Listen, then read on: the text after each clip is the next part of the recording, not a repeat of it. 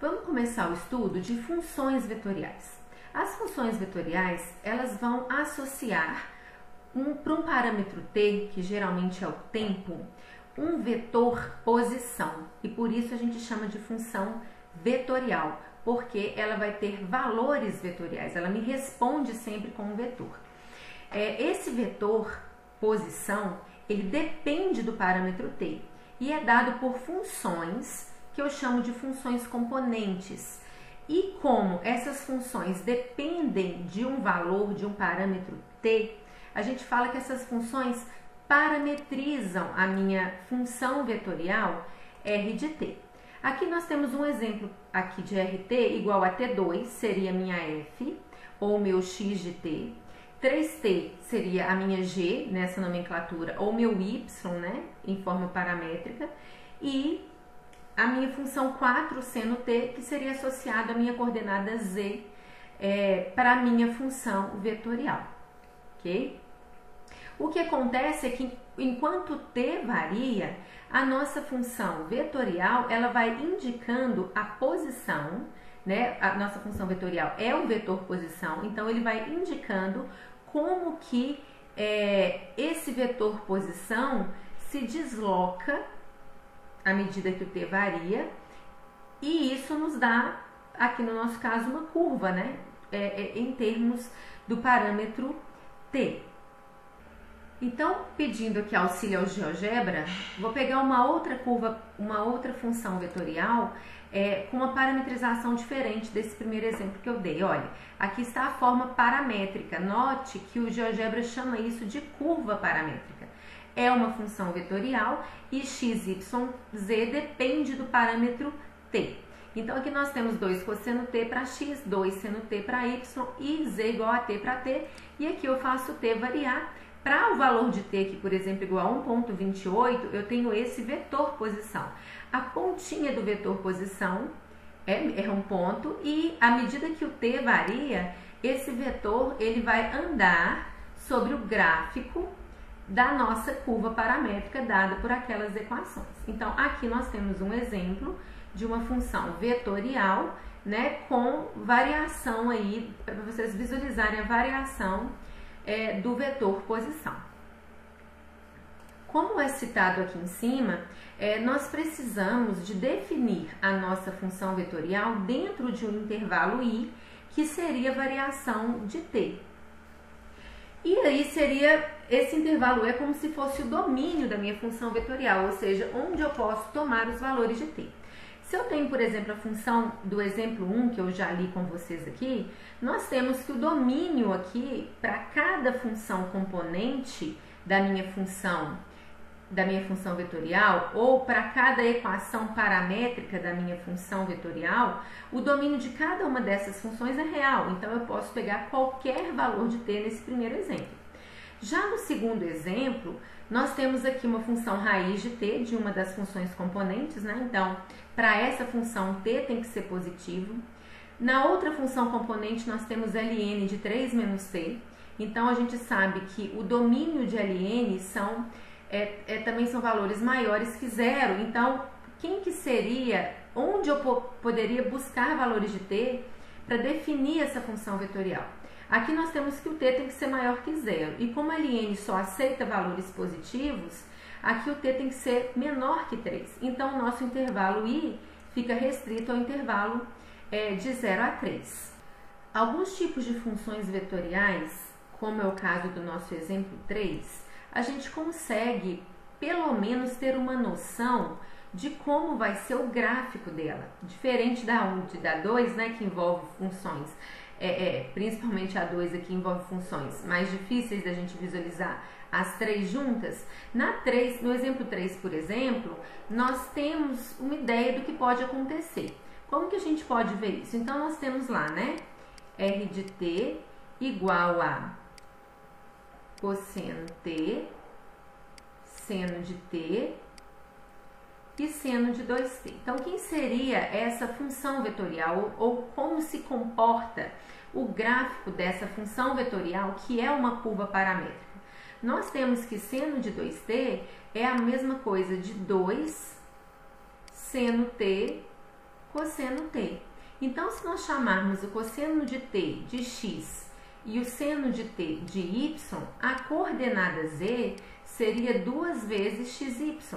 Então, ou seja, essa curva ela vai estar sobre a superfície 2xy. Vamos ver tanto a curva como a superfície no GeoGebra. Ó, a superfície 2xy é essa aqui. É a que a gente viu que a curva estava inserida, né? Nós vimos aqui, ó. Então, aqui está a superfície 2xy, é uma cela, tá vendo? E se eu pedir para... Aqui está exatamente as equações paramétricas da curva, ó, da minha função vetorial. Então, quando eu peço para plotar, ó, a gente pode notar que ela está realmente em cima dessa cela aqui. Eu fiz ela menorzinha para a gente conseguir visualizar melhor. Aqui, ó. Então, a curva realmente ela está descrita, né, em cima da superfície. Então, fazendo uma análise das funções componentes, se a gente conseguir uma equação em Z que faça corresponder às funções componentes x e y, a gente consegue visualizar a superfície na qual a função está inserida, né? E aí, fazendo t variar, a gente consegue visualizar também como que o vetor posição, ele anda, ele descreve essa curva, né? Que no nosso caso é uma curva fechada. Como eu fiz o t aqui variando de 0 a 2π, porque a gente estava trabalhando com seno e com cosseno, ele vai e volta nesse intervalo. O nosso próximo exemplo é o exemplo 4, que fala que a minha função vetorial r de t é descrita pelas equações cosseno t, seno t, e em z nós temos t. Tá aqui o nosso exemplo número 4, né? Em z nós temos t. Outra forma de escrever, eu não citei ainda, né? I, J, K, são os vetores da base canônica, né? Do nosso sistema de coordenadas x, y, z. Bom, aqui então nós temos a nossa função e eu queria entender que curva é essa. Essa curva é chamada de hélice circular. O que a gente pode observar dessa curva? Como eu tenho aqui cosseno t, seno t em xy, e agora nós não temos como relacionar o t de z com x e com y sem trabalharmos com seno e cosseno, mas nós temos aqui, por exemplo, pela identidade trigonométrica, que x2 mais y2 é igual a 1. E se a gente for analisar, e se a gente for usar, por exemplo, qualquer variação de t como sendo z, a gente tem exatamente as coordenadas cilíndricas para a nossa superfície, que nós chamamos de cilindro, né? Que seria x igual a cosseno t, y igual a seno t e o z uma variação qualquer. Se a gente plotar o gráfico dessa função vetorial, dessa curva paramétrica, nós vamos ver que ela está exatamente contida dentro desse cilindro de raio 1. Então, vamos lá no GeoGebra para a gente ver isso. Então, aqui está o cilindro de equação x2 mais y2 igual a 1 e a curva paramétrica cosseno, seno e t, cosseno, seno e t, explícito aqui no GeoGebra. E aí a gente pode notar que a curva está realmente dentro do cilindro. Eu coloquei um cilindro menorzinho aqui para a gente conseguir ver essa variação, mas com o outro mesmo anterior a gente já conseguiria ver isso. Então, ó, dependendo de como a gente conseguir trabalhar com as equações, com as funções componentes da minha função vetorial, a gente consegue identificar as superfícies nas quais as curvas paramétricas ou gráfico da minha função vetorial estão inseridos. E o nosso último exemplo, ao invés de ser dado as equações da minha função vetorial, só fala que r de t, ele é a interseção de duas superfícies. Duas superfícies interceptam segundo uma curva, né? E no caso da interseção dessas duas superfícies, está chamando, o exemplo está chamando de r de t. Então, a minha r de t, ela vai ser a interseção de duas superfícies, eu quero saber quais são as equações dela. Eu sei que eu tenho que fazer a interseção de x2 mais y2 igual a 1 com z mais y igual a 2. O que acontece? Como eu tenho função quando eu tenho função vetorial, para ser curva, eu só posso ter um parâmetro. Um parâmetro, que no caso é t, me dá uma curva. Então, o que quer que eu escreva aqui só pode depender de uma variável. Aqui nós podemos, por exemplo, escolher como variável y. Vamos fazer melhor, né? Vamos escolher x. E aí colocar y em evidência. E nós teríamos, então, y igual a mais ou menos raiz de 1 menos x2 para y. E o z ficaria como sendo 2 menos y, né? Então, seria um menos mais raiz de 1 menos x2. Então, não tem como eu parametrizar com uma equação só. Aqui eu teria x, teria raiz de 1 menos x2 e 2 menos raiz de 1 menos x2, porque eu não posso colocar um mais ou menos aqui, né? Então, eu teria somente uma parte da minha curva parametrizada. E notem, nós vamos começar a trabalhar com função vetorial, nós vamos começar a derivar a função vetorial, integrar a função vetorial. Então, para esse tipo de parametrização aqui, eu, além de ter dois trabalhos, porque eu vou ter que fazer uma parametrização com a raiz positiva e depois com a raiz negativa, eu ainda vou ter que trabalhar com uma raiz que, se eu tiver que integrar ou derivar, vai começar a me dar mais trabalho.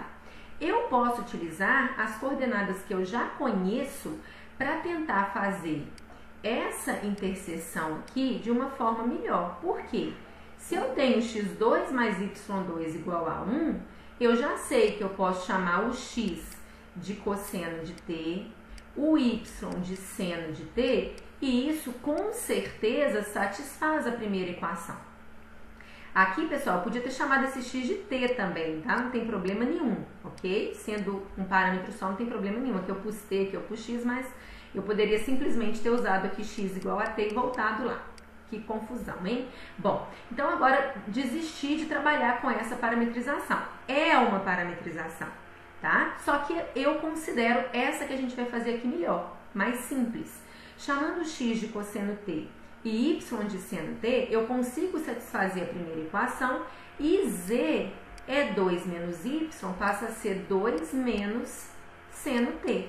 E agora, trabalhar com essa equação aqui é muito melhor, com essas equações, em termos de derivação e integração, vai ser mais tranquilo. Além do fato de eu conseguir fazer o t variar de 0 a 2π aqui e saber que eu percorro a curva toda, e aqui eu teria que esbarrar um pouquinho no que seria o domínio, porque eu estou trabalhando com raiz e na variação de t que eu precisaria, né? Então, notem o que eu quero dizer com esse exemplo. Eu consegui duas parametrizações para a mesma curva. Quantas parametrizações uma mesma curva pode ter? Várias. E aí, dependendo do que a gente precisa, nós vamos buscar parametrizações de formas mais fáceis de se trabalhar. Se a gente olhar no GeoGebra, nós podemos ver essas duas superfícies se interceptando segundo essa curva. Então, ó, x2 mais y2 igual a 1 é um cilindro, é esse cilindro azul aqui. Z mais y igual a 2 é um plano, então é esse plano que está em laranja aqui. E notem, aqui eu coloquei a parametrização, essa segunda parametrização aqui, ó. Cosseno t, seno t, 2 menos seno t. Então, ó, essa curva é exatamente a interseção do cilindro com o plano, né? Tirando o cilindro e o plano da jogada, a gente pode ver também o vetor posição descrevendo a curva que eu acabei de parametrizar. Então, é uma outra forma de estudarmos funções vetoriais como sendo interseção de curvas, de superfícies.